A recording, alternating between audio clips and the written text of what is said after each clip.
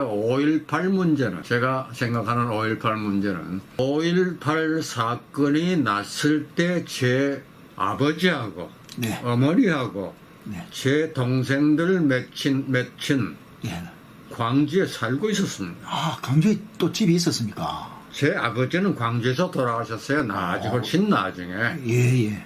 김대중 씨가 대통령이 되고 다음 해에 아버지가 돌아가셨으니까 아, 예. 그 광주에 사시고 계셨습니다. 5월 21일입니다. 예, 21일. 광주에 그런 사건이 좀 났다는 얘기는 서울에 앉은 사람들은 네. 그저 풍문 정도로 들었지 예. 그게 어떤 사태인지는 몰랐습니다. 전혀. 아, 예. 사실 실제로 아무도 몰랐습니다.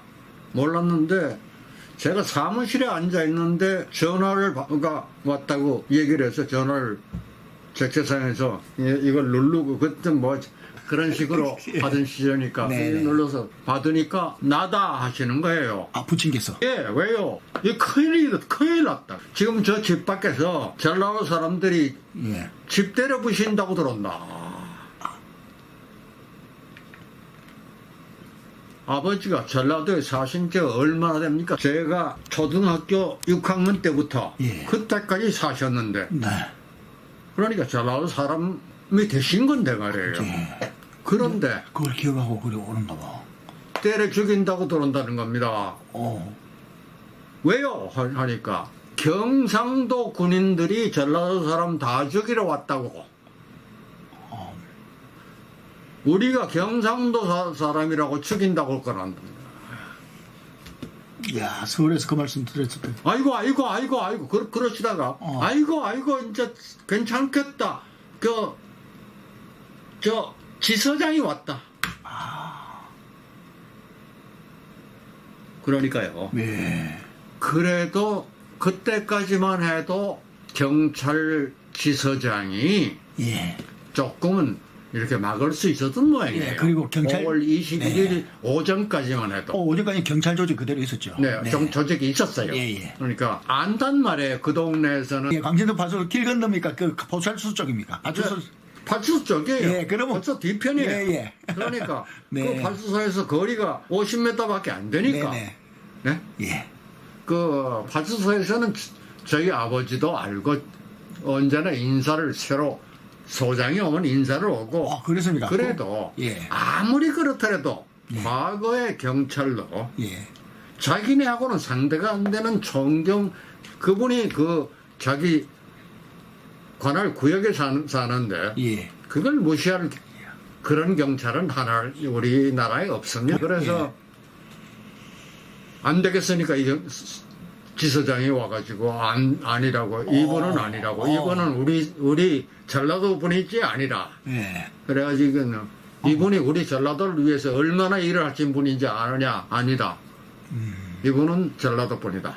예. 이분이 여기 경상도 분이 어른이지만 와서 사시는 게 벌써 30년이 넘었다. 네. 그리고 이분은 아니다. 그래가지고 이념분들이 나가니까 동네에서도 그거 알지 않습니까? 다 그렇죠. 제일만이 누군지. 다 알죠. 그러니까 몰려왔던 사람들은 동네 사람들이 아니었단 말이에요. 그럼 누가 그럼 그걸 데리고 왔을까? 그런 얘기가 나중에 이 동네 놈들이면 지금 나중에 그거 다 해결이 되고 동네 놈들이면 좀 혼을 내줍시다. 그러니까 동네 놈들 한 놈도 없었다. 동네 사람 한 명 없었다. 예. 내가 본 놈들은 동네 놈을 한 놈도 없었다. 뭐 이렇게 들고 뭐 했는데 서울서 왔다 하더라. 그때 광주에서 연대생들이 내려갔다는 얘기가 많이 있었습니다. 제가 그때. 그런데 실제로 연대생이 내려간 적이 없어요. 그렇죠. 하나도 내려간 적 없습니다.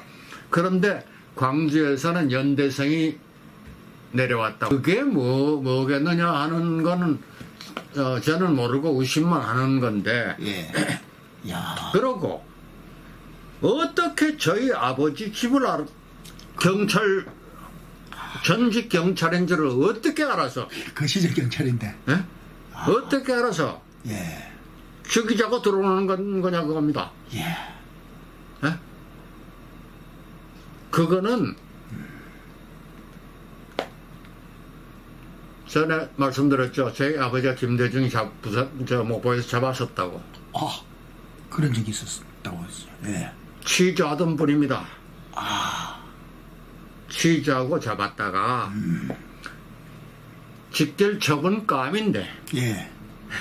예. 그때는 직결처분감인데 예. CID에서 네. 우리도 조사를 좀 하자. 아, CID에서. 그 하는 행위가 예. 보통 놈이 아니다. 가만히 보니까 아, 예. 한 행위가 보통 짓은 아니다. 네.